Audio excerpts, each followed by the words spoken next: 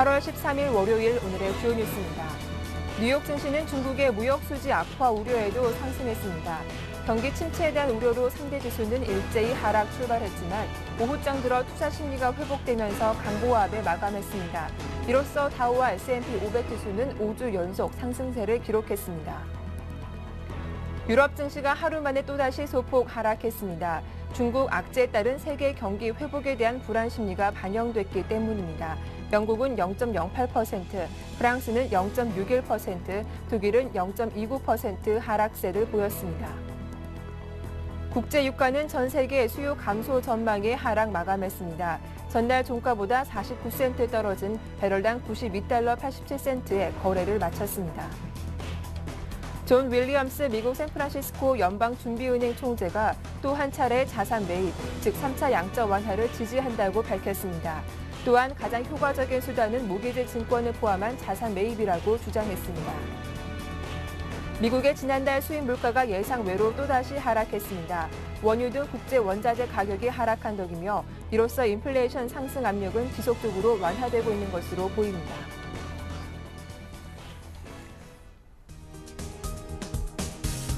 안녕하세요. 굿모닝 대박 예감 박미라입니다. 8월 13일 월요일 아침에 인사드립니다. 지난주 금요일 글로벌 증시는 다소 엇갈린 모습을 보였습니다. 유럽 증시는 약 보합권에서 거래를 마감한 반면 뉴욕 증시는 중국의 경제 지표 악화 우려에도 불구하고 강보합권에서 마감을 했는데요. 하지만 상승폭이 그리 크지는 않아서 사실상 사흘째 홍조 양상이 이어졌습니다. 지난주 비교적 조용하게 보냈다면 이번 주에는 미국의 경제 지표들 보다 집중해서 살펴보셔야 할 것 같은데요. 주말 동안 어떤 이슈가 나왔는지 확인을 해보고 이번 주 살펴봐야 할 소식들까지 함께 정리를 도와드리겠습니다. 글로벌 핫이슈 오늘 순서는 인백스 투자자문의 이현민 본부장과 함께합니다. 안녕하세요. 네, 안녕하십니까. 네, 글로벌 증시에서 악재로 작용한 것이 바로 중국의 경제 지표 소식이었습니다. 7월의 수출 수치가 매우 저조했죠. 이미 둔화는 예측했었는데 이 둔화 속도가 너무 빨라서 쇼크라는 반응까지 나오고 있더라고요. 그렇습니다. 이 시간을 통해서 중국 얘기를 제일 먼저 꺼내는 거는 네. 금년 들어서 처음인 것 같은데요. 한 4번째나 5번째로 그쵸. 말씀을 드렸는데요. 그만큼 중국의 7월 수출의 내용이 좋지 않았습니다. 이 내용 때문에 지난 금요일 날 아시아 증시는 부정적 영향이 좀 많았는데요. 뉴욕 증시는 이런 부분을 좀 훌훌 털고 지난주 금요일 그나마 상승 추세를 유지를 했지만 중국의 현재 수출이 급냉하고 있다는 점 글로벌 증시의 부담 요소라고 볼 수가 있겠습니다. 중국의 7월 수출이 1,769억 달러로 집계가 됐습니다. 이는 시장 예상치 8% 증가 수치보다 급락한 전년 대비 1%의 증가세에 그쳤는데요. 5월에는 15%가 증가했고 6월에는 11.3%가 증가했지만 7월 들어서 1%밖에 현재 늘어나지 못한 수치입니다. 이렇게 되면 8월에는 수출이 마이너스로 돌아설 수 있는 가능성도 현재 점쳐지고 있고요.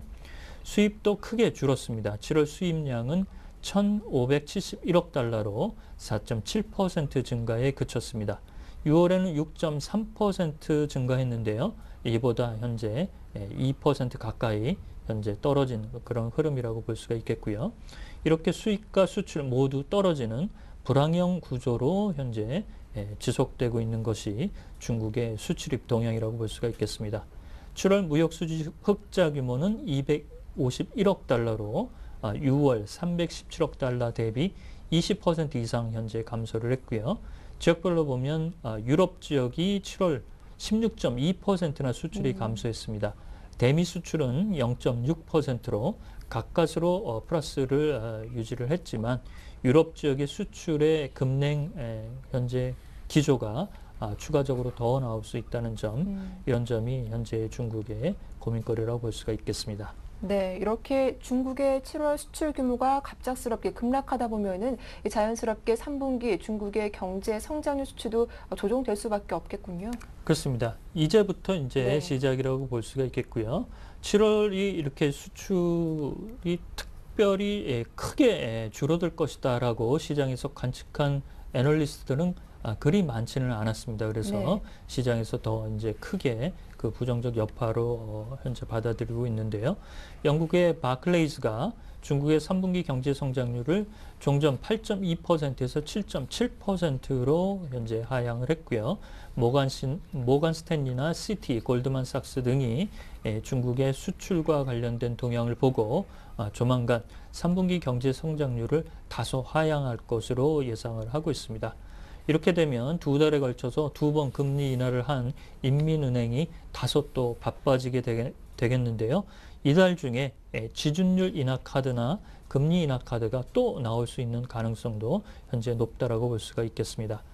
지난주 7월 중국의 소비자 물가 지수 증가율이 1.8% 증가에 그친 것으로 보면 인민은행의 현재 통화 운신폭은 여전히 조금 여유가 있다라고 볼 수가 있겠습니다. 네. 이어서 그리스가 이제 오는 20일이면 32억 유로 규모의 국채 만기가 돌아오는데 이번 주 14일 단기 국채 입찰을 나선다고요. 그렇습니다. 그리스가 국채 시장에서 이렇게 단기 국채를 발행하는 것은 네. 그리 많지 않은 부분인데요. 이달에 이제 좀 규모가 큰 상태입니다. 20일 날 도래하는 만기 도래 국채 32억 유로의 롤오버 2월을 위해서 31억 유로 내지 32억 유로 정도를 현재 국채 입찰을 14일 날 진행한다라고 발표가 됐습니다. 우리 시간으로는 이제 15일 정도면 이 국채 입찰의 성패를 알 수가 있을 것으로 보이는데요. 그리스는 이미 구제금융 수혜를 받고 있는 그런 상태라 2010년 5월 이후 장기채 발행이 현재 막힌 상태입니다. 따라서 이번 발행되는 물량도 3개월 단기 물량이라고 보시면 되겠고요. 지난 10월에 3개월 만기 국채 발행을 한 적이 있습니다만 규모는 매우 작았습니다. 금리는 4.28% 정도를 기록을 했는데요. 트로이카와 실사 이런 부분을 무난히 맞췄기 때문에 현재 세부 내용 이런 부분에 진통이 있지만 이번 국채 발행도 무난히 소화될 수 있다는 기대, 그리스가 이런 부분을 하고 현재 국채 입찰을 진행한다라고 보겠습니다. 만약에 이게 전량 소화가 되지 않는다면 현재 ECB로부터 확약을 받은 단기 긴급 자원 지원 이런 부분을 통해서 만기 도래분을 차환 발행한다. 이렇게 현재 전략을 짜고 있습니다. 예. 이어서 이번 주 좀 살펴봐야 할 이슈들은 어떤 것들이 있고 또 어떤 기업들이 실적 발표하는지도 정리해 볼게요. 네, 이번 주는 뭐 주택 지표부터 시작해서 산업 생산, 제조업 지수 상당히 많은 부분이 골고루 발표가 되는데요. 먼저 15일 날 7월에 미국의 산업 생산이 발표가 됩니다. 전월 대비 0.5% 증가한 것으로 현재 시장 관측이 되고 있고요. 14일 날은 소매 판매 지수가 발표가 됩니다. 역시 0.3% 미국의 소매 경기가 나아진 것으로 현재 시장이 관측이 되고 있습니다. 이번 주 또 앞서 말씀드린 대로 그리스의 국채 입찰 성패가 시장의 관심거리라고 볼 수가 있겠고요. 또한 ECB가 현재 회원국의 국채 매입 프로그램, S&P 프로그램 스페인에 대한 내용이 이번 주에 가동될 수 있을지도 시장의 기대를 모은다라고 볼 수가 있겠습니다. 독일의 2분기 GDP 경제 성장률 수치도 발표가 되는데요. 14일 시장에서는 1분기 0.5% 상승보다는 줄어든 0.1% 상승을 현재 전망을 하고 있습니다. 이 밖에 실적 발표 기업으로는 13일 날 그룹폰이 발표를 하고요. 홈디포가 14일 날 대기가 되고 있습니다. 타겟과 시스코가 15일, 월마트와 갭이 16일 실적을 발표하는데요. 지난주 메이시와 노드스트롬, 그다음에 콜스와 JC페니 등이 실적을 발표했는데 역시 중산층을 대상으로 하는 리테일 업계가 좋지 않았습니다. 그래서 이번 주는 TJ맥스나 타겟 등 이런 그 저소득층을 대상으로 한 소매업체의 내용들을 들여다볼 수 있는 기회라고 볼 수가 있겠습니다. 네, 이어서 일본 소식인데요. 노다 총리의 정치적 생명까지 걸었던 소비세 인상안이 가까스로 통과가 됐죠. 네, 그렇습니다. 참의원에서 이제 가까스로 통과가 됐는데요. 정말 우여곡절 끝에 그 통과가 됐습니다. 지난주 금요일 저녁에 참여원에서 이 가결과 관련된 표결 처리를 진행을 해서 찬성 188명, 반대 49명으로 총 242명의 의원 중에 자민당의 협조를 얻어서 가까스로 통과를 시켰습니다. 그동안 자민당은 야당으로서 참여원에 총리 문책 결의안을 제출을 했는데요. 노다 총리와 독대를 통해서 조만간 중의원을 해산하도록 하겠다라는 구두 약속을 받고 표결에 현재 협조를 한 상태입니다. 그렇지만 현재 일본의 정가에서는 이 조만간이라는 것을 어느 정도까지 시일로 봐야 되느냐 이런 부분에 현재 논란이 좀 있다라고 볼 수가 있겠고요. 따라서 중의원에서 6월 27일 날 통과된 소비세가 참여원에서 통과됨으로써 최종 현재 통과된 것으로 보입니다. 이렇게 된다면 2014년까지 현재의 소비세를 5에서 8%로 인상하고 2015년에는 8%에서 10% 올리는 단기적 인상안이 현재 가결된 수치인데요. 노다 총리가 정치적 생명을 건 만큼 현재 노다 총리의 입지가 상당히 불안한 부분도 현재 남아있는 상태입니다. 네, 이어서 국제에너지기구가 내년 세계 석유 수요가 감소할 것이라고 밝히기도 했는데요. 이 소식 때문에 국제 유가가 소폭 하락세를 보이기도 했죠. 그렇죠. 그 올해보다 내년에 네. 증가할 수 있는 소비, 특히 이제 석유의 소비 수요량이 줄어들 것이다라고 얘기를 했습니다. 이렇게 본다면 역시 중국 쪽의 수요가 불확실하다는 것이 그 근본 원인이라고 현재 얘기를 하고 있는데요. 국제에너지기구는 특히 일본이 원전을 재가동함으로써 석유 수요가 좀 줄어들 수 있는 가능성도 높다라고 현재 밝히고 있습니다. 올해 1일 석유 수요 증가량은 90만 배럴로 현재 보고 있는데요. 내년도에는 1일 석유 수요 증가량을 83만 배럴로 현재 낮춘 상태입니다.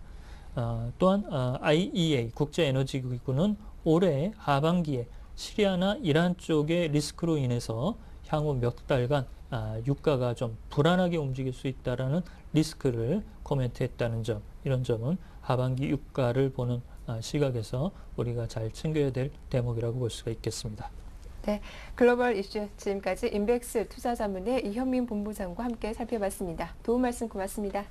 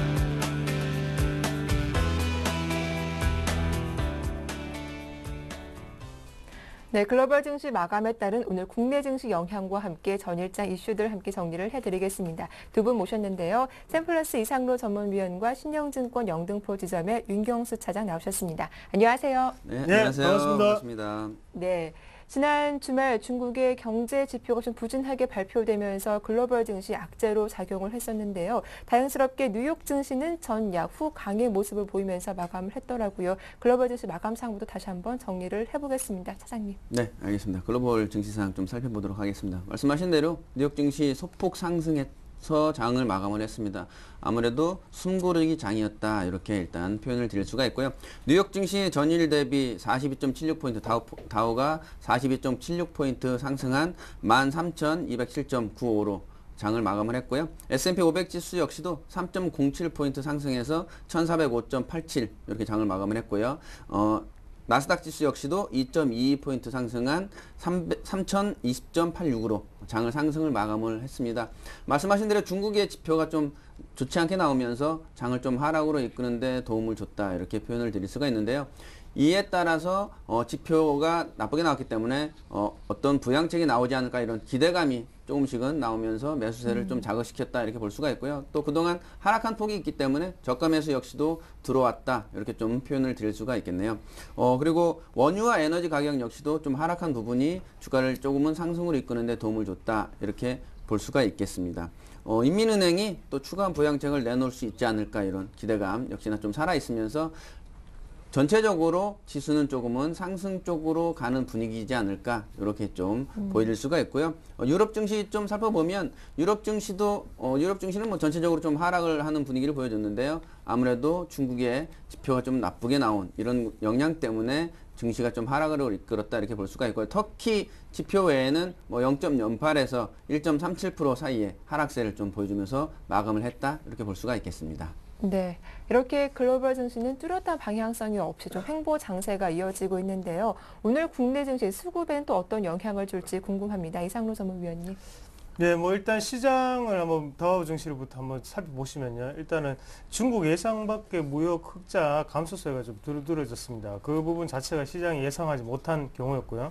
그래서 약간의 좀 성장률 자체가 조금 둔화되는 것은 아니냐, 그런 우려감이 조금 생겼다, 그렇게 말씀을 드릴 수가 있겠는데, 아직까지는 그래도 주가의 우상향 패턴, 그렇죠? 그래서 뭐 주가의 상승 탄력 자체가 아직까지는 좀 여전하다, 그렇게 좀 말씀을 드릴 수가 있겠습니다.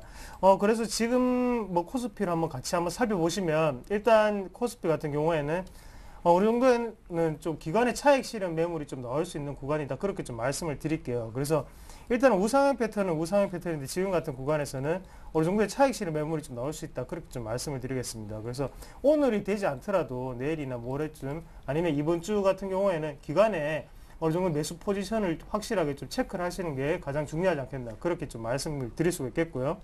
그래서 지금 만약에 뭐 주식을 보유하고 계시는 분들 같은 경우에는 뭐 오늘 같은 경우에도 어느 정도 단기적으로 차익 실현을 조금 하시는 것도 괜찮은 방법이다, 그렇게 말씀을 드리겠고요. 그리고 장기적으로 보시는 분들은 아직까지는 홀딩할 관점이고요. 그렇게 한번 생각을 하시자. 그래서 지금 시장은 어차피 기대감이 오르는 시장입니다. 그거를 꼭 염두를 하시고, 지금 오늘 시장에서 한번 같이 한번 살펴보실 종목 같은 경우에는 필수 소비재 관련주 한번 보시면 좋겠고요. 아니면 유통주 관련 쪽으로 한번 살펴보시면 좋겠다, 그렇게 말씀을 드리겠습니다. 네, 지난주 코스피 지수는 5거래일 연속 오르면서 주간 단위로는 한 5.29% 상승세가 나왔는데요. 먼저 지난 금요일 코스피와 코스닥 어떻게 마감됐는지 다시 한번 정리를 해보도록 하죠. 네, 국내 증시도 좀 정리해보도록 하겠습니다. 네. 말씀하신 대로 코스피가 좀 상승세, 하지만 강보합세였다, 이렇게 표현을 드릴 수가 있겠네요. 상승세보다는 강보합세. 역시도 국내 증시 역시도 그동안 오른 부분이 있기 때문에 너무 좀 많이 달려왔기 때문에 좀 쉬어간다, 그래서 숨고르기 장이다, 이렇게 좀 볼 수가 있겠고요. 코스피 전일보다 5.81포인트 상승한 1946.40으로 거래를 마쳤습니다. 좀 상승폭을 좀 줄이긴 했지만 외국인의 매수세는 지속적으로 이어진다. 5거래일 연속 외국인의 매수세가 이어지고 있고, 좀 전에도 말씀드렸던 유럽 증시가 하락은 했지만 유럽 증시 주간 단위로는 10주 연속 계속 연속 상승 랠리를 펼쳐가고 있다. 이런 부분들은 아무래도 외국인들의 매수세는 좀 당분간은 이어지지 않을까, 이런 기대감은 계속 남아있다. 그래서 추가 상승 여력은 좀 남아있다, 이렇게 좀 말씀드릴 수가 있고요. 코스닥 역시도 좀 상승으로 마감을 했습니다. 전일 대비 0.31% 1.46포인트 상승한 475.51에서 거래를 마감을 했습니다. 국내 증시 역시도 외국 증시와 똑같이 중국의 경기 지표가 좀 나쁘게 나오면서 무역 흑자가 좀 예상치보다는 좀 낮게 나오면서 아무래도 주가 상승을 이끄는데 좀 발목을 잡았다 이렇게 볼 수가 있겠습니다. 하지만 말씀드린 대로 여전히 상승 여력은 충분히 남아있다. 기관의 매수세가 기관의 매수세는 좀 줄어드는 반면 외국인의 매수세가 좀 이어지면서 기관은 좀 차익 실현이 나오고 있습니다. 개인과 기관은 차익 실현을 나오고 있고요. 외국인이 좀 장을 이끌어간다 이렇게 볼 수가 있어서 좀 상승 여력은 충분히 보여진다 이렇게 볼 수가 있겠습니다. 네, 이 외국인의 수급이 장을 이끌어주고 있다라고 정리를 해주셨는데 그렇다면 업종별로는 어느 업종이 좀 강했고 약했는지도 한번 정리를 해볼게요. 네, 업종별 정리 또 해보도록 하겠습니다. 아무래도 금융 쪽이 좀 이번에는 상승폭을 좀 키워갔다 이렇게 볼 수가 있겠는데요. 네. 보험과 자동차 그리고 통신 그리고 제약과 증권, 은행 이런 업종들이 좀 상승세를 이어갔다 이렇게 볼 수가 있고요. 뭐 약세 업종은 그 외에 전기가스 그리고 운수창고나 비금속 광물 그리고 화학과 건설 그리고 조선업종 이런 부분들은 좀 하락으로 이끌었다 이렇게 볼 수가 있겠습니다. 네, 자 그렇다면 이렇게 코스피 업종별 흐름 중에서 좀 눈에 띄는 종목이 있었다면 어느 종목이 있었는지 이상로 위원님 살펴봐 주시죠. 네, 먼저 우선적으로 말씀드릴 종목 같은 경우에는요, LG 디스플레이를 좀 같이 한번 살펴보시자 그렇게 좀 말씀을 드리겠습니다. 그래서 LG 디스플레이 같은 경우에 지금 3분기 실적에 대해서 어느 정도 수익성 개선이 될 것이라는 전망이 계속적으로 나오고 있죠. 그만큼 그런 부분 자체가 지금 같은 경우에는 어느 정도 주가에도 영향을 미치고 있다 그렇게 보시는 게 좋겠습니다. 그래서 주봉상을 한번 보면서 같이 말씀을 드리면요. 일단은 저점 자체를 어느 정도는 다지고 난 다음에 지금 올라오는 패턴인데요. 그래서 지금 같은 경우에는 어느 정도는 뭐 좀 더 들고 계시는 것도 괜찮고 아니면 LG 디스플레이에 대해서 어느 정도 기대감이 존재하고 있는 시장 그렇고 LG 디스플레이도 지금 기대감이 존재하는 종목이죠. 그렇기 때문에 시장과 어느 정도 코드가 일치하는 종목이 아닌가 그렇게 좀 말씀을 드리겠습니다. 그리고 한 가지 더 보신다면요. 오늘 LG 화학도 한번 같이 한번 보시겠는데요. LG화학 같은 경우에 최근 들어서 매수세 자체가 상당히 좋습니다. 그래서 한번 안에 뭐 일단 투자 주체를 한번 보시면요. 지금 외국인과 기관이 양매수가 조금 들어오고 있는 모습인데요. 기관은 그만큼 차익 실현 매물이 어느 정도 금요일에 좀 들어왔고요. 그런 부분 자체가 지금 주가의 탄력성 한번 살펴보시죠. 그렇게 말씀드리겠습니다. 그래서 앞에 한번 보시면 일단 갭이 어느 정도는 좀 나와 있는 모습이거든요. 그래서 기술적 분석을 접근을 하셨을 때 수급적인 부분 자체가 지금 외국인의 뭐 매수세가 계속적으로 LG화학에 대해서 유지가 된다면 어느 정도 홀딩하는 관점 그리고 LG화학에 대해서도 한번 다시 볼 수 있는 계기가 되지 않을까 그렇게 좀 말씀을 드리겠습니다. 네, 오늘은 LG그룹주 위주로 한번 살펴봐 주셨습니다. 이어서 코스닥 흐름도 살펴보도록 할 텐데요. 윤경수 차장님, 코스닥 업종별 흐름 부탁드릴게요. 네, 코스닥도 좀 살펴보도록 하겠습니다. 코스닥 일단은 무선 충전주들이 좀 상승을 이어갔다 이렇게 먼저 말씀을 드릴 수가 있고요. 그 외에 제약이나 종이목재 그리고 컴퓨터 서비스나 화학 운송 이런 업종들이 좀 상승세를 키워갔다 이렇게 볼 수가 있고요. 그 밖에 하락한 업종들은 인터넷 관련된 업종들이 좀 하락세를 보여줬는데요. 인터넷 그리고 디지털 콘텐츠, 섬유의복 그리고 비금속과 통신 서비스 업종이 좀 하락세를 이어갔다 이렇게 말씀드릴 수가 있겠습니다. 네, 여러 업종들이 강세를 보였지만 그 가운데 무선 충전주가 아주 유독 강세를 보였다라고 말씀해 주셨는데 그럼 이 관련주 안에 어떤 종목들이 있는지 한번 이상로 전문위원이 꼽아주시죠. 네, 그래서 뭐 안에 종목군들 한번 살펴보시면요. RF텍이라든지 아니면 와이즈파워 그리고 캠트로닉스 같은 종목군이 있겠죠. 그 중에서 RF텍을 한번 같이 한번 살펴보시면 지금 같은 경우에는 무선 충전기 자체가 지금 어느 정도의 출시가 됨에 따라 어느 정도의 출시 임박을 함에 따라서요. 거기에 대해서 수혜를 받을 것이다. 그 중에서 실적이 뒷받침되는 종목 중에서는 RF텍이 가장 유력하지 않겠나 그렇게 말씀을 드릴 수가 있겠고요. 그래서 기술적 분석 면에서 한번 살펴보시면 일단은 제가 지금 보고 있는 화면이 주봉상인데요. 주봉상에서 보시면 어느 정도의 작은 삼각 수렴 형태를 지금 띠면서 고점 자체가 점점 낮아졌습니다. 그리고 저점은 다시 하단에서 올라오는 모습이고요. 그래서 의미 있는 이제 갭 상승이 일어났었죠. 그래서 이 갭만 메꾸지 않는다면 아직까지 추세는 유효하다 그렇게 말씀을 드릴 수가 있겠고 그만큼 RF텍 같은 경우에는 그전에도 충전기에 대한 그쪽에 대해서 어느 정도 매출 자체가 나오고 있었죠. 그런 부분 자체가 좀 더 확장될 수 있는 그런 국면이 아닌가 그렇게 말씀을 드릴 수가 있겠습니다. 네, 이어서 거래소 쪽에서 어떤 종목들 사고 팔았는지 매매 동향 확인해 보도록 할 텐데요. 윤경수 차장님, 외국인과 기관들 어떤 종목들 가장 많이 사고 팔았나요? 네, 아무래도 외국인 삼성전자의 사랑이 지속되고 있다 이렇게 볼 수가 있겠습니다. 삼성전자 네. 가장 많이 샀습니다. 그리고 역시나 자동차주 계속적으로 매수세가 이어오고 있죠. 기아차, 현대차, 그리고 현대모비스, 그리고 우리 이상로 전문위원 말씀하신 LG화학 순으로 좀 매수세가 이어지고 있고요. 기관 역시도 LG전자를 가장 많이 매수를 했습니다. LG전자 이후에 호남석유, SK하이닉스, 현대제철, 삼성물산 순인데요. 지금 우리 이상로 전문위원도 말씀을 해주셨는데 LG그룹 전체적으로 분위기가 좋게 가고 있습니다. 이유는 지금 LG 회사는 뭐 아시다시피 지주회사인데요. 그룹을 거느리는 지주회사. 화학 쪽으로 LG화학, 전자 쪽으로 LG전자, 그리고 통신 쪽으로 LGU+, 이런 15개 기업을 소유하고 있는 LG그룹주인데요. LG그룹주가 잘 가는 이유 중에 하나가 LG전자, LG화학이 잘 가는 이유 중에 하나인데, 그 중에 지금 말씀드린 LG화학, LG전자 역시나 기관과 외국인의 매수세가 이어지고 있는데, 이유 중에 하나는 LG전자 그동안 모바일폰, 핸드폰의 판매가 부진했던 부분이 북미 유럽에서 판매가 늘어나면서 4위까지 올라왔죠. 늘어나면서 역시나 인기를 얻고 있고, LG화학 역시도 그동안 화학주에 좀 소외됐다가 다시 중국의 금리 인하 이후로 화학주가 상승하면서 외국인의 또 매수세, 외국인의 인기를 좀 얻고 있다. 그러면서 LG그룹주 역시도 꾸준히 상승세, 그래서 지주회사 LG 역시도 꾸준히 상승세를 보여주고 있다. 이렇게 좀 볼 수가 있겠습니다. 네, 이어서 매도 종목은요? 네, 매도 종목도 말씀드리겠습니다. 매도 종목 외국인 컴퓨터 관련된 아까도 말씀드렸던 컴퓨터 관련된 업종들의 좀 매도세가 이어지고 있었는데요. NHN 그리고 NC소프트 그리고 현대해상과 고려아연, GKL 순으로 좀 매도세가 이어지고 있었고요. 기관의 매도세는 좀 아이러니하게 삼성전자 아무래도 차익 실현이라고 볼 수가 있겠습니다. 삼성전자 매도세 가장 크게 나왔고요. 기아차, SK, 삼성전기 그리고 현대차 이런 부분들이 매도세가 나왔습니다. 아무래도 말씀드린 대로 이 부분은 좀 기업체에 좀 나쁜 소식이다 보다는 차익 실현이 나왔다 이렇게 좀 보시면 될 것 같습니다. 네, 기관은 전차 군단의 차익 실현으로 대응하는 반면 외국인은 꾸준히 러브콜을 보내고 있다라고 확인을 해봤습니다. 이어서 코스닥 쪽 매매 동향도 살펴보도록 할 텐데요. 이상로 전문위원님. 예, 코스닥 외국인 매수 상위 종목부터 한번 살펴보시면요. 일단은 다음 그리고 태광, 컴투스 그리고 성광밴드 파라다이스 종목군 있고요.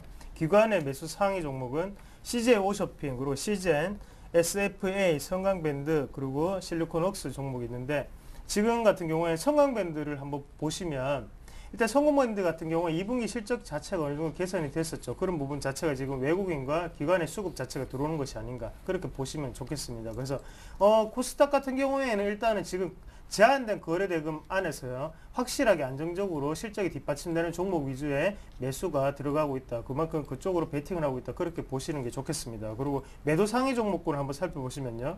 일단 외국인 같은 경우에 AP시스템 그리고 덕산아이메탈 그리고 SN 같은 종목군 그리고 기관 같은 경우에는 다음 그리고 JC, 네페스 같은 종목군이고요. 그래서 외국인 매도 상위 종목 보시면 AP시스템 그리고 덕산아이메탈 같은 경우에는 일단 아몰레드 OLED 관련주인데요. 그만큼 아직까지 거기에 대해서는 업황 자체가 개선되지 않았다는 것을 확인을 해볼 수가 있겠습니다. 그래서 3분기 같은 경우에도 아직까지 기대감 자체가 기대감보다는 우려감이 조금 존재하는 뭐 아몰레드나 OLED 관련주가 아닌가 그렇게 말씀을 좀 드리겠습니다. 네, 또 오늘은 한 주를 시작하는 월요일 장이니만큼 이번 한 주 증시가 어떻게 흘러갈지도 궁금한데요. 이번 주는 또 미국에서 중요한 경제 지표들도 발표가 되죠. 윤경수 차장님, 이번 한 주 증시 어떻게 전망하시는지요? 네, 아무래도 이번 주는 좀 그래도 그동안은 네. 좀 숨고르기 장이었었거든요. 지난주 목요일 날 옵션 만기 영향 역시 받지 않았다 이렇게 되고 있고요. 또 벤 버넌키의 의장에 또 연설이 좀 준비되어 있습니다. 그래서 그 연설 관련해서는 좀 기대감이 있지 않을까. 3차 양적 완화 정책 얘기가 계속적으로 나오고 있습니다. 9월 달 안에 나오지 않을까 이런 얘기도 계속 나오고 있고요. 하지만 이런 부분들은 좀 시기상조다 이런 얘기도 좀 엇갈리면서 장을 좀 숨고르기 장으로 이끌었다 볼 수가 있겠습니다. 하지만 추가적인 상승 여력은 충분히 보여주고 있습니다. 아까 말씀드린 대로 유럽 증시 10주 연속 상승 랠리를 펼치고 있고 지금 국내 증시 역시도 외국인은 5일 이상 지금 계속적인 매수가 이어지고 있고 이런 부분들은 외국인들이 아무래도 매수의 의지가 강하다 이렇게 볼 수가 있겠습니다. 그래서 국내 증시 역시도 추가 상승 여력은 충분히 보여진다 이렇게 볼 수가 있고요. 다우지수와 국내 증시를 살펴보더라도 잠깐 차트를 좀 잠깐만 보고 말씀드리면 다우지수 오른쪽에 있는 게 국내 증시고 왼쪽에 있는 게 다우지수인데요. 다우지수 13,000포인트 충분히 돌파하면서 상승폭을 늘려가고 있는데 국내 증시 지금 시작됐습니다. 지금 스타트가 시작됐기 때문에 추가 상승 여력은 충분히 보여진다 그래서 조금씩 담아가는 이런 전략으로 가시면 충분히 소득은 있다. 이렇게 말씀을 드릴 수가 있겠습니다. 네, 앞으로 추가적인 상승 가능성 더 있다라고 말씀을 하셨는데요. 이미 충분히 IT와 자동차는 또 많이 올라오게 됐는데 그렇다면 언제쯤 한번 국내 증시 이 매수에 가담해 보는 게 좋을지도 궁금하거든요. 매수 타이밍은 어느 때가 한 적당하다라고 보시는지요? 네, 뭐 네. 참 맞추기 어렵습니다. 사실 맞추기 어려운데 지금 같은 경우에는 그 전에 뭐 지수상 뭐 서울경제TV를 계속 시청하고 계신 분들은 아실 겁니다. 월요일마다 항상 말씀을 드리죠. 월요일마다 말씀드릴 때마다 어느 정도는 매수 포인트에 가담을 하셔야 된다 했는데 네. 이제 많이 올랐고요. 그리고 지금 같은 경우에 한 1946이죠. 1946포인트까지 왔는데 제가 볼 때는 2000포인트까지는 무난히 좀 갈 수 있지 않는 포인트인가 그렇게 조심스럽게 말씀을 좀 드려보겠습니다. 대신 안에서 지금 같은 경우에는 기간의 매수 포인트가 상당히 중요하다 그렇게 좀 말씀을 드릴게요. 그래서 기간이 그만큼 지수 방어적인 측면에서요 상당히 많은 매수세가 이때까지 들어왔었죠. 그런 면에서 어느 정도 차익 실현은 당연하다고 보실 수가 있겠고 대신 그만큼 외국인이 매수를 해줄 때 기관은 어떻게 대응을 하느냐 한번 보시면 좋겠습니다. 그래서 지금 같은 경우에는 오늘이나 뭐 오늘은 좀 그렇고요. 아니면 내일이라든지 그런 쪽에서 어느 정도 전차 군단 중에서도 일단은 전기전자 쪽에 좀 관심을 좀 더 가져보시자 그렇게 좀 말씀을 드리겠습니다. 그래서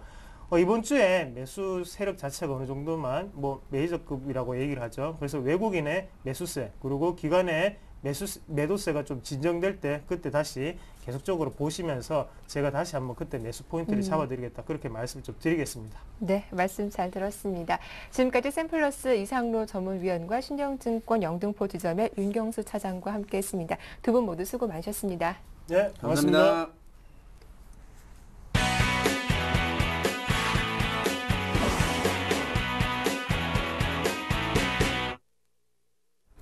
네, 전일 시장 이슈를 보였던 종목을 찾아보고 자세한 매매 전략도 들어보도록 하겠습니다. 샘플러스 김형근 전문위원과 전화 연결해보죠. 안녕하세요. 네, 안녕하세요. 네, 오늘 살펴볼 종목은 어떤 종목입니까? 예, 전일 라면 가격 인상이 됐다는 삼양라면이죠. 라면 네. 가격이 좀 인상이 됐다는 그러한 또 뉴스가 나왔는데 최근에 이런 또 관련 음식료 그 기업들이 좀 가격 인상을 하는 그러한 모습이 나타나고 있는데요. 관련해서 삼양식품이라는 종목을 좀 점검을 해보도록 하겠습니다. 바로 이제 라면이라든가 뭐 스낵류 이러한 제품을 생산하는 그러한 업체죠. 작년에 뭐 나가사키 짬뽕이라는 그러한 제품으로 상당히 좀 히트가 되면서 시장 점유율이 한 15% 정도까지도 지금 상승을 한 그러한 기업인데요.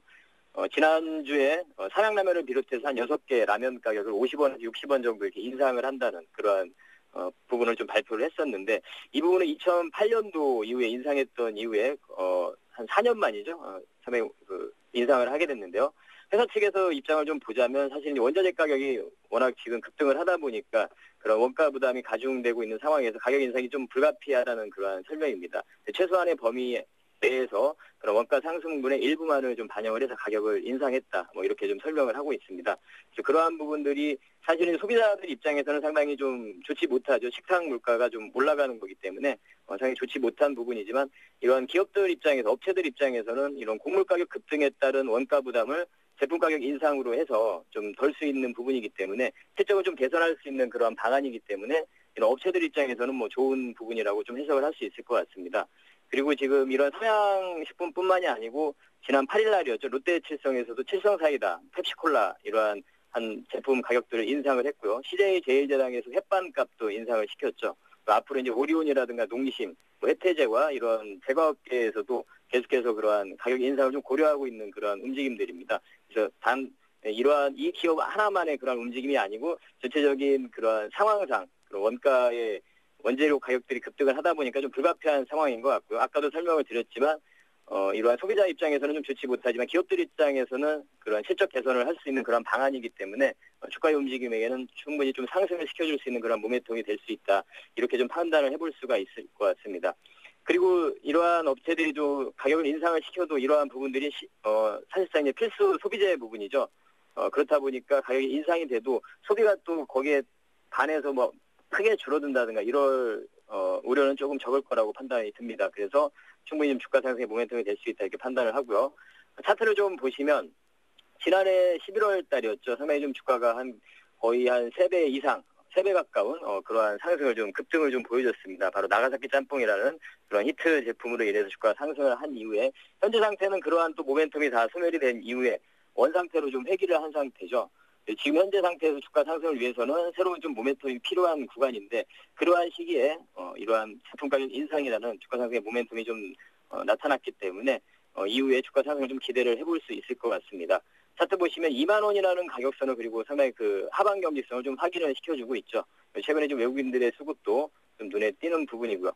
매매 전략을 좀 말씀을 드리면 매수가는 전일 종가였던 22,250원, 목표가는 26,000원, 손절가는 2만 원 이렇게 제시해드리도록 하겠습니다. 네, 라면 가격 인상과 관련해서 수혜가 예상되는 종목이었죠. 삼양식품 대응 전략 살펴봐 주셨습니다. 다음 살펴볼 이슈 종목은 어떤 종목입니까? 다음 종목은 2분기 영업이 전년 동기 대비해서 한 70% 가까운 증가를 보여줬다. 이런 공시를 한 코스닥의 KG 이니시스라는 종목입니다. 네. 국내 최대 이제 가맹점을 보유하고 있는 뭐 온라인 신용카드, 전자결제 그러한 업체죠. 동사 같은 경우는 한 10년 동안 거의 국내에서 점유율 1위를 차지하고 있는 그런 기업입니다. 보유 가맹점만 해도 한 8만 개에 달하고 있고요. 주가의 흐름을 좀 보시면 아시겠지만 아주 큰 폭으로 긴 그 월봉을 좀 보시면 아시겠지만 계속 뭐 큰 상승을 보여주진 못했지만 안정적인 그런 주가의 흐름은 좀 보여주고 있습니다. 일정 가격을 계속 유지를 하고 있고요. 동사의 근데 최근에 이제 주가의 흐름 앞으로 더 추가적인 상승을 할 수 있는 그런 모멘텀을 좀 보자면 현재 지금 그런 배경이죠. 그런 기업들의 사업의 어떤 배경인데 환경을 좀 보자면 국내 지금 온라인 쇼핑 시장이 계속 확대가 되고 있기 때문에 동사의 지금 거래액도 계속 큰 폭으로 좀 증가가 되고 있고요. 그리고 이제 모바일 결제 시장으로의 어떤 사업 확대 이런 부분도 추가적인 주가 상승의 모멘텀이 될 수 있을 거라고 생각합니다. 2분기에 호실적을 발표했던 부분을 또 보자면 또 애플 스토어라든가 디아블로 3 관련 이러한 신규 매출들이 또 가세가 됐고요. 그리고 지분 투자 회사죠. KG 모빌리언스라든가 이데일리 이러한 자회사들에서 양호한 실적을 또 보여줬습니다. 그래서 2분기 실적이 상당히 좋게 나왔고 앞으로 더 좋아질 부분, 더 성장할 수 있는 부분을 보자면 바로 이런 국내 배달 음식 시장 이 부분이 지금 연간 한 10조 원 규모로 추정되는 시장인데요. 이 부분에 온라인 결제가 바로 침투를 하고 있다는 거죠. 최근에 스마트폰을 이용해서 이러한 음식을 배달시키는 그런 인구들이 상당히 늘어나고 있죠. 이러한 부분이 좀 중장기적으로 해서 주가 상승에 좀 모멘텀이 될 수 있다고 판단을 하고요. 현재 뭐 여러분들 잘 아시는 뭐 교촌치킨이라든가 피자헛이라든가 도미노 피자 이러한 업체들이 다 온라인 지불 결제 서비스를 지금 하고 있는 업체들이죠. 바로 동사의 그런 고객이라고 할 수 있겠죠. 이러한 부분이 앞으로 업체들이 더 늘어나게 될 거라고 기대를 하고 있고요. 그렇다면 동사의 실적이 한 단계 더 업그레이드 될 수 있을 거라고 판단을 하고 있습니다. 이 부분을 떠나서 또 고객의 확대 부분을 보자면 공공기관이라든가 어떤 지자체 이런 수납 업무 같은 거 이런 것도 지금 계속해서 영역이 확대 중입니다. 그래서 중장기적인 어떤 성장을 좀 기대해 볼 수 있는 그런 기업이 아닌가 해서 오늘 소개를 좀 해드립니다. 최근에 차트를 좀 보시면 기관 외국인들의 수급이 상당히 지속 유입이 좀 되고 있고요. 그리고 제가 최근에 좀 체크를 해드리는 종목들을 보시면은 코스닥에서는 항상 기관의 좀 수급이 살아있는 이러한 종목들을 체크를 해드리는데 또 그러한 종목에 또 해당이 되는 기업입니다. 정리를 좀 해보면 국내 1위의 어떤 규모의 경제를 실현하고 있는 이러한 기업이고 수익성 개선이 계속 지속이 되고 있고 또 신규 가맹점, 프랜차이즈라든가 공공기관이라든가 이런 쪽으로 계속 지속 확대가 되고 있고 모바일 결제에 따른 어떤 확대로 인한 중장기 성장 모멘텀 이러한 부분을 가지고 있는 기업이다 해서 말씀을 드리고요. 주봉을 좀 보시면 7,500원이라는 그러한 가격선, 직전 고점이죠. 이러한 가격선을 지금 한 세 번째 돌파를 시도하고 있는 상황에서 돌파를 한 상태입니다. 주봉에서 보시면 직전 고점을 잘 매물을 소화시키고 돌파를 한 그러한 시기이기 때문에 충분히 더 추가적인 상승을 좀 노려볼 수 있는 그런 구간이라고 생각을 합니다. 매매 전략을 좀 말씀을 드리면 매수가는 전일 종가였던 8,290원 제시를 해드리고 목표가는 9,500원, 손절가는 7,500원 이렇게 제시해드리도록 하겠습니다. 네, KG 이니시스 대응 전략 잘 들었습니다. 고맙습니다. 예, 감사합니다. 네, 지금까지 샘플러스 김형근 전문위원과 함께했습니다.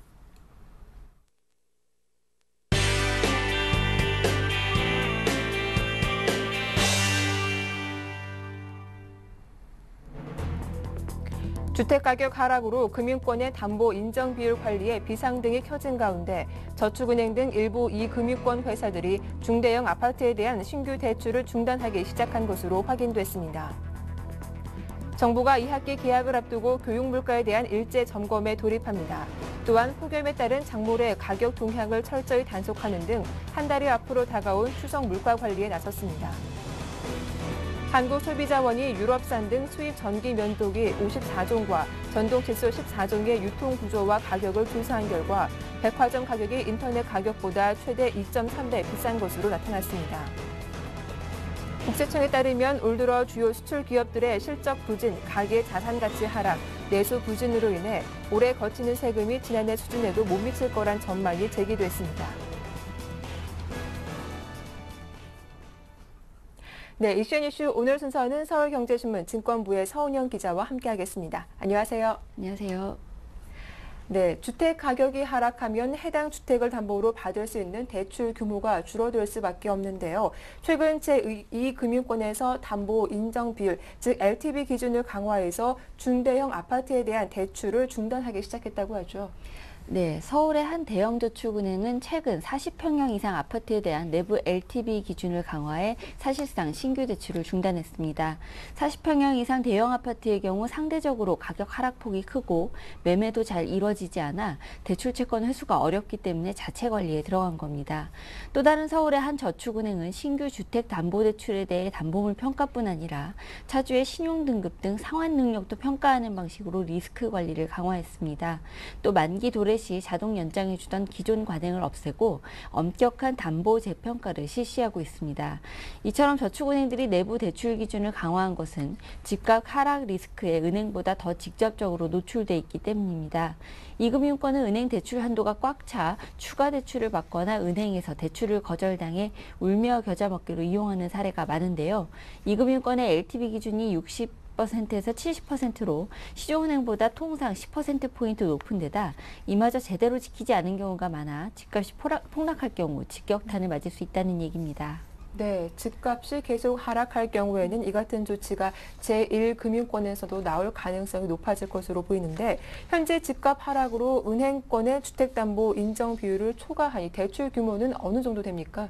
네, 서울경제신문이 금융감독원을 통해서 파악한 결과 지난 3월 말 기준으로 은행권 주택담보대출 307조 원 가운데 LTV 기준을 초과한 대출액은 총 44조 원이었고요. 이 중에 순수하게 LTV 상한을 초과한 부분은 15%인 6조 6천억 원으로 집계됐습니다. 전체의 2.15%가 LTV 상한을 초과한 겁니다.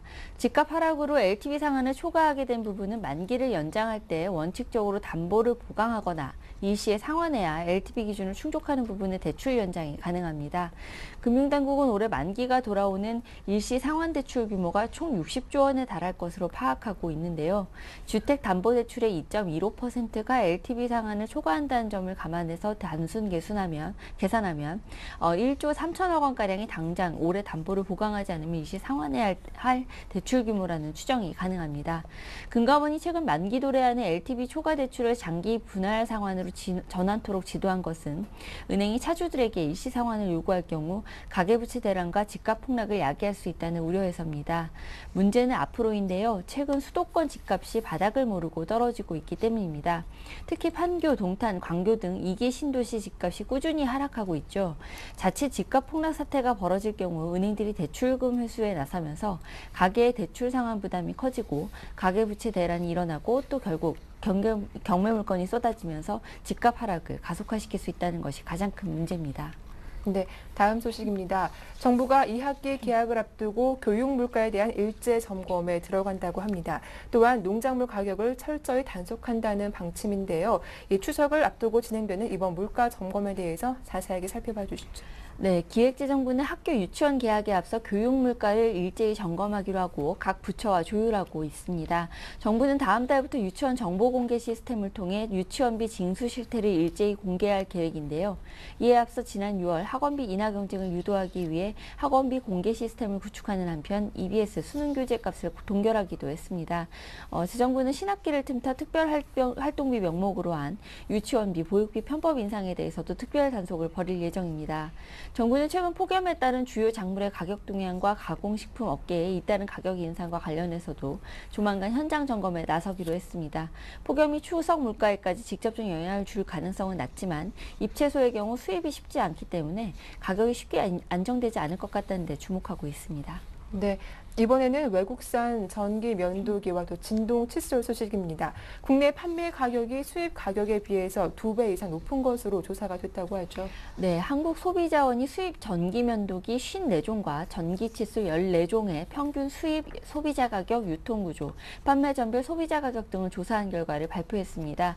소비자원에 따르면 평균적으로 전기 면도기의 소비자 가격은 수입 가격의 2.66배, 전동 칫솔은 2.71배로 나타났습니다. 수입업체는 전기 면도기를 평균 6만 841원에 수입한 뒤 중간 상인이나 소매업체에 10만 2,386원에 넘겼습니다. 이는 다시 소비자에게 16만 1,947원에 팔렸습니다. 전동 칫솔 같은 경우에도 비슷했는데요. 수입 가격이 3만 8,068원이라면 소비자 가격은 10만 3,258원으로 조사됐습니다. 판매 전별로는 소비자 가격을 비교하면 인터넷 오픈마켓이 훨씬 저렴했는데요. 대형마트나 전문점, 백화점 통틀어서 가장 비싼 가격에 비해서 전기 면도기 같은 경우는 35% 저렴했고요. 전동 칫솔은 38% 저렴했습니다. 네. 끝으로 경기 침체에 세금이 안 거치면서 나라 곳간에 비상등이 켜졌다고 합니다. 올해 걷어들이는 세금이 지난해 수준에도 못 미친다는 전망도 나올 정도라고요. 네, 국세청에 따르면 국내 세수의 4분의 3가량을 차지하는 3대 세목이죠. 법인 소득 부가가치세의 징수 실적도 목표치 달성 여부를 장담하기 어렵게 됐다고 합니다. 주요 수출 기업들의 실적 부진, 가계의 자산 가치 하락, 내수 부진을 그 원인으로 꼽고 있는데요. 당장 예를 들어서 포스코만 해도 상반기 법인세 차감전 순이익이 1조 5,757억 원이었는데 이게 지난해보다 43.5% 줄어든 겁니다. 당기 순이익도 42.8% 감소한 상황인데요. 이를 감안해서 단순 추계해보면 포스코가 내야 할 법인세가 지난해 상반기에 비해서 상반기가 한 6,440억 원이었는데 올해 3,300억 원 수준으로 급감하게 될 것으로 보입니다. LG화학 역시 법인세 차감전 순이익이 올해 상반기 9,203억 원에 그쳤는데요. 전년 동기 1조 6,270억 원보다 43.4% 감소했습니다. 현대중공업, SK텔레콤, KT 모두 다 두 자릿수 감소세를 보이고 있고 심지어 LG디스플레이, 대한항공 이런 것들은 적자를 기록해서 과세가 안 될 가능성도 제기되고 있고요. 그나마 삼성전자, LG전자, 현대차, 기아차가 선방해서 순이익 증가세 기록하고 있지만 이들만으로 역시 법인세수 실적을 낙관하기 어렵다는 지적입니다. 소득세와 부가세 역시 사정은 비슷한 것으로 전해졌는데요. 지난 5월까지 국세 징수 실적은 91조 1,000억 원에 그쳤습니다. 이는 연간 목표치인 192조 6천억 원의 47.3%에 불과한 수준입니다. 네, 말씀 잘 들었습니다. 이슈의 뉴스 지금까지 서울경제신문 증권부의 서은영 기자와 함께했습니다. 도움 말씀 고맙습니다. 감사합니다. 네, 굿모닝 대박 예감 1부 순서는 여기서 마치겠습니다. 저희는 잠시 후 2부로 다시 인사드릴게요. 고맙습니다.